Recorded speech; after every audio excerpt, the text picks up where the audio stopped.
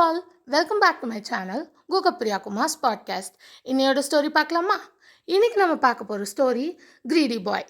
ஒரு அப்பா அம்மாவுக்கு ஐடென்டிக்கல் ட்வின்ஸ் பிறந்தாங்களாம். ஆரம்ப காலத்தில் பேரண்ட்ஸ்க்கே கஷ்டமாக இருந்துச்சான் யார் யார் அப்படின்னு கண்டுபிடிக்கிறது. என்னதான் ரெண்டு பேரும் பார்க்குறதுக்கு ஒரே மாதிரி இருந்தாலும் அவங்க ரெண்டு பேரோட ஆக்டிவிட்டீஸும் வேறு வேறு மாதிரி தான் இருந்துச்சான். சாமுக்கு ஃப்ரெண்ட்ஸே கிடையாதான், ஆனால் டாமுக்கு நிறைய ஃப்ரெண்ட்ஸ் இருந்தாங்களாம். சாமுக்கு ஸ்வீட்ஸ்னால் ரொம்ப பிடிக்குமா, ஆனால் டாமுக்கு ஸ்பைசி ஃபுட் தான் ரொம்ப பிடிக்குமா. சாம் அம்மா செல்லம், ஆனால் டாம் அப்பா செல்லம்.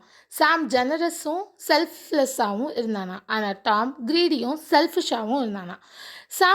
சாமும் டாமும் வளர்ந்தப்புறம் அவங்க அப்பா அவங்க சொத்தை ஈக்குவலாக டிவைட் பண்ணணும்னு நினச்சாரான். ஆனால் டாம் இதை ஆரம்ப காலத்தில் அக்செப்டே பண்ணலையாம். அவன் என்ன சொன்னானா, யார் ரொம்ப அறிவாளியோ அவங்களுக்கு தான் நிறைய சொத்து போய் சேரணும்னு சொன்னானா. சாமும் இதை அக்செப்ட் பண்ணுறான். ஸோ அவங்க அப்பா என்ன சொல்கிறாராம், சரி ஓகே, யார் ரொம்ப அறிவாளியோ அவங்களுக்கு தான் நிறைய சொத்து நான் தரேன். ஸோ நான் ஒரு போட்டி வைக்கிறேன். என்ன அப்படின்னா, நீங்கள் ரெண்டு பேரும் ரொம்ப தூரம் நடந்து போகணும். ஆனால் ஈவினிங்குள்ளே யார் ஃபஸ்ட்டு வீட்டுக்கு வராங்களோ அவங்களுக்கு தான் ரொம்ப நிறைய சொத்து நான் கொடுப்பேன் அப்படின்னு சொல்கிறாரு.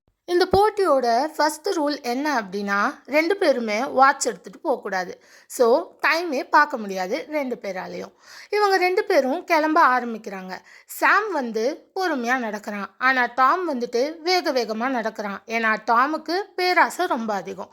அவன் தான் அந்த போட்டியை ஜெயிக்கணும்னு சொல்லிட்டு ரொம்ப வேகமாக நடந்து போகிறான். சாம் ஒரு முடிவு பண்ணுறான். என்ன அப்படின்னா, மத்தியான நேரம் வரைக்கும் நம்ம ஒரு டிஸ்டன்ஸ் போகணும், மத்தியானத்துக்கு மேலே நம்ம ரிட்டன் ஆகிடணும் அப்படின்னு முடிவு பண்ணுறான். ஸோ சாமும் பொறுமையாக போயிட்டு மத்தியானம் ஆகும்போது ரிட்டன் ஆக கிளம்பிடுறான். எவ்வளோ தூரம் போகிறானோ அங்கேருந்து.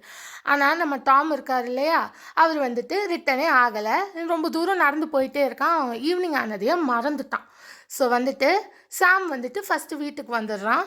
டாம் கொஞ்சம் லேட்டாக தான் வரான். சாம் ஃபஸ்ட்டு வந்ததுனால சாம் தான் இந்த போட்டியை ஜெயிக்கிறான். ஸோ சாமுக்கு தான் அதிக சொத்தை அவங்க அப்பா தந்தார். ஸோ அதனால் நமக்கு என்ன புரியுதுன்னா, நம்ம ரொம்ப க்ரீடினஸ்ஸாக இருந்தோன்னா கண்டிப்பாக லைஃப்பில் நம்மளால் ஜெயிக்க முடியாது. ஸோ க்ரீடினஸ் வச்சுக்காதீங்க. So greed leads to loss. இதை மறக்கவே மறக்காதீங்க. தேங்க்ஸ் ஃபார் வாட்சிங். லைக், ஷேர், சப்ஸ்கிரைப்லாம் பண்ணிக்கோங்க. இன்னொரு வீடியோவில் கண்டிப்பாக மீட் பண்ணலாம். Bye guys.